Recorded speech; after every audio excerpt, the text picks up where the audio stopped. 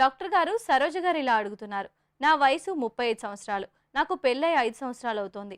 నాకు ఓవరీస్‌లో water bubbles ఉన్నాయని తెలిసింది. వీటి వల్ల నాకు ఎలాంటి సమస్యలు వస్తాయి?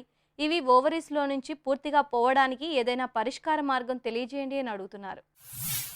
సరోజ గారు, మీ వయసు 35 సంవత్సరాలని చెప్పారు. ప్లస్ అండాశయంలో వాటర్ బబుల్స్ ఉన్నాయన్నారు. దీన్ని పాలిసిస్టిక్ ఓవేరియన్ డిసీజ్ అంటామండి. సో అండాశయంలో వాటర్ బబుల్స్ స్కాన్లో ఒకసారి మనకు కనిపించవచ్చు. దీంతోపాటు మీకేమన్నా ప్రాబ్లమ్స్ ఉన్నాయా? యూజువల్గా పీసీఓఎస్ ఉన్న పేషెంట్స్కి వచ్చే కంప్లైంట్స్ ఏంటంటే పీరియడ్స్ అనేవి ఇర్రెగ్యులర్గా ఉంటాయి, ప్లస్ వాళ్ళ మొహం చుట్టూ యాక్ని అంటే పింపుల్స్ అనేవి ఎక్కువ వస్తాయి, అండ్ హిర్సుటిజం అంటాం, అంటే అప్పర్ లిప్ మీద, చిన్ మీద హెయిర్ డెవలప్ అవ్వడం అనేది, ప్లస్ బాడీ మీద కూడా థిక్ హెయిర్ రావడం అనేది గమనిస్తారు. సో ఈ ఫీచర్స్ ఏదైనా ఉండి దాంతోపాటు మీకు అండాశయంలో వాటర్ బబుల్స్ ఉంటే అప్పుడు మనం పీసీఓఎస్ ఉందని చెప్తాము. ఉట్టి స్కాన్లో ఒకటే వాటర్ బబుల్స్ ఉండి ప్లస్ ఇలాంటి ప్రాబ్లమ్స్ అయితే ఏమీ లేకపోతే అంత వరీ అవ్వాల్సిన అవసరం లేదండి. సో పీసీఓఎస్ అనేది ఒక లైఫ్ స్టైల్ డిసార్డర్.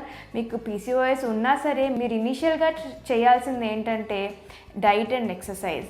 మీ జీవన శైలిని మీరు మార్చుకోవాల్సి ఉంటుంది. యాక్టివ్ లైఫ్ స్టైల్ అంటే వాకింగో, రన్నింగో, సైక్లింగో, స్విమ్మింగో ఏదో ఫిజికల్ యాక్టివిటీ చేస్తూ ప్లస్ తినే ఆహారం అనేది జంక్ ఫుడ్ అయ్యి తగ్గించి కార్బోహైడ్రేట్ కంటెంట్ అంటే మైదా కానీ రైస్ కానీ ఇలాంటివి తగ్గించి ఎక్కువ ప్రోటీన్ కంటెంట్ తింటే కనుక అదే ఇక initial treatment పీసీఓఎస్కి.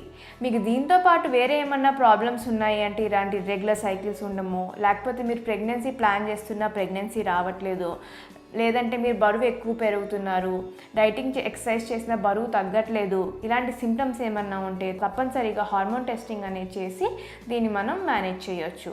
So but పీసీఓఎస్లో main ఇది లైఫ్ స్టైల్ డిసార్డర్ కాబట్టి మన జీవన విధానం మార్చుకోవడం అనేది చాలా ఇంపార్టెంట్ దీన్ని ట్రీట్ చేసుకోవడానికి. Thank you.